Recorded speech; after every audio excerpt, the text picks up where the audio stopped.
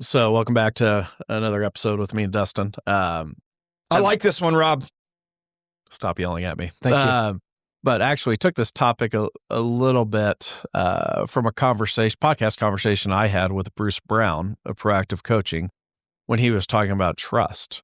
And he's talking about how high trust teams, cultures, environments give the benefit of the doubt, or high trust cultures change how everything is heard.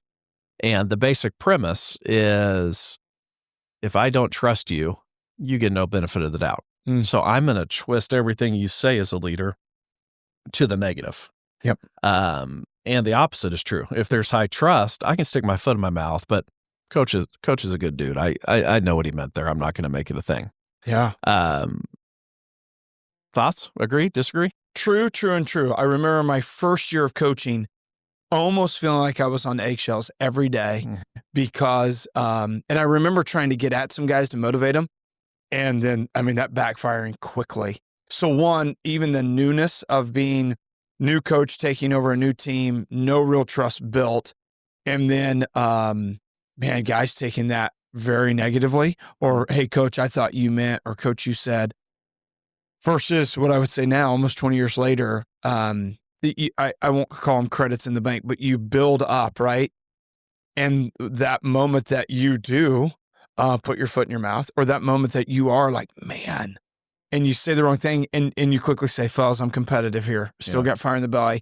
I need a do-over. My fault. I apologize for that. I ask you guys, right, to communicate or be in this way. I've got to do the same. By the way, has that ever not worked in the moment? Like, what college athlete who wants to win, is in the moment, sees coach in that, and then says, hang on, wait, I missed that there. So what was your question again? I got excited.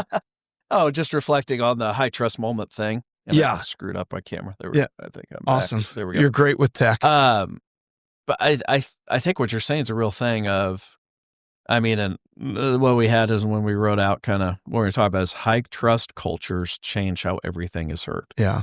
So my question for you as a coach is, how do you build that environment where you can stick your foot in your mouth? Yeah. But guys are like, that's just, everybody chill out. He didn't mean to say that. Well, you know what I'm getting ready to go to. It's constant. Like day in and day out are you a guy that is for your guys, for your players, that doesn't just say that, but models it, that shows it. We talk about those intense moments that catch you off guard most of the time, or more times than not. In those moments, have you responded the right way with integrity, uplifting, affirming your guys? Think of a marriage. Like, how many times in my marriage have I said, doesn't mean my wife runs out the door. It's like, hey, I know you didn't mean it. Yeah. Or I know you were. So what about the flip side when it becomes a negative, no benefit of the doubt? Because I can think of so many examples of programs, teams, where I know the coach is a good person. I think the kids are good people too, but yet it just spirals. Yeah. And all of a sudden he said, she said, back and forth. It's like, are you guys even, I sit in some of those conversations, I'm like, we're even in the same room. How do you think it gets there? Yeah. Well, if culture is how we do what we do, and if we believe that how we do some things is how we do most things, I think that there's a lot of even nonverbals.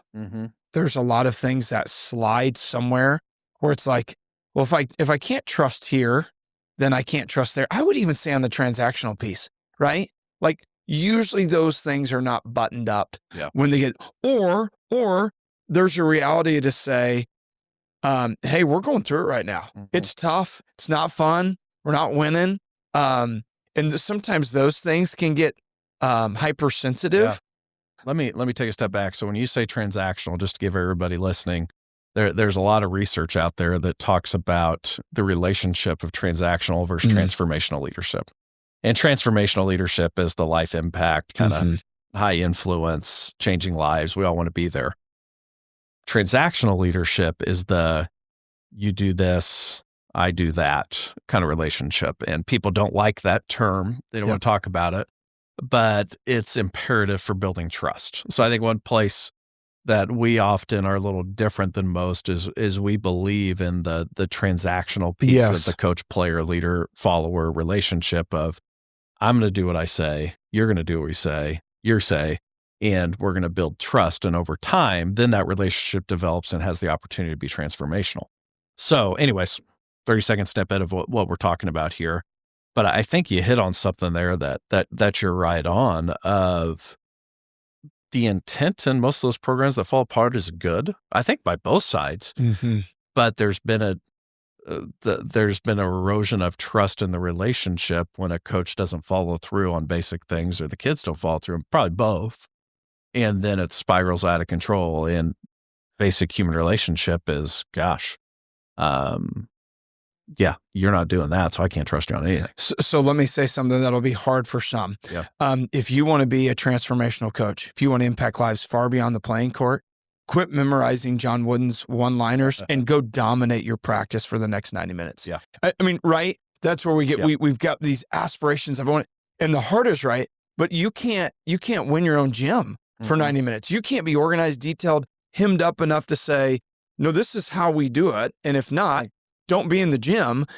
And on our 3 C's, I think that's why we started with competence. You better know what you're doing. Yeah. That's the foundation of it all. If you don't do the work to know what you're doing and teaching the sport, then none of the other stuff matters. Yeah.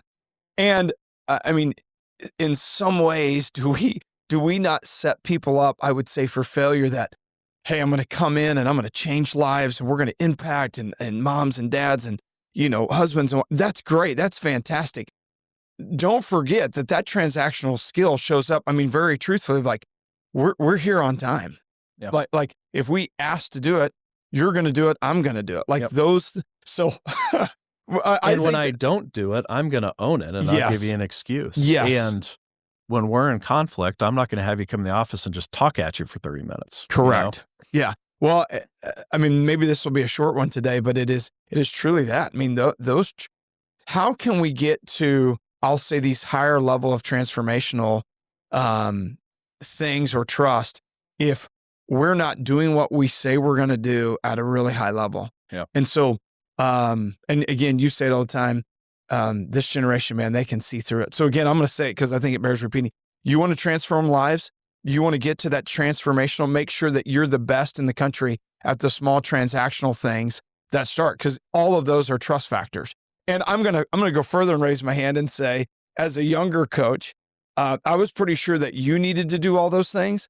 But if I didn't always do it, well, that's different because I'm coach, right? You need to respond to me ASAP. You need to be at this. You need to be. But hey, if I don't communicate that, I'm coach. And I would even say that I did that later in my career, not arrogantly, but just thinking like, no, it is okay. I'm teaching this or running from this. Man, a 10-second communication ahead of time that, guys, I might be late coming from, the class I'm teaching or what.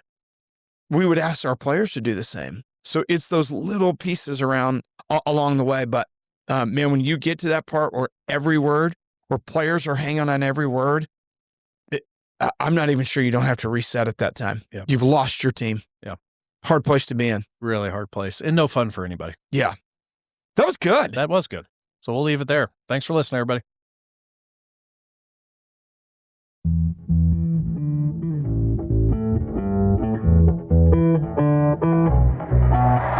If this podcast is helpful to you, we go deeper in our weekly Substack newsletter. Subscribe at impactfulcoachingproject.substack.com. Every Monday, we share practical leadership frameworks, insights, and research for coaches, athletic directors, and leaders who want to build sustainable excellence. Link is in the episode description. It's free.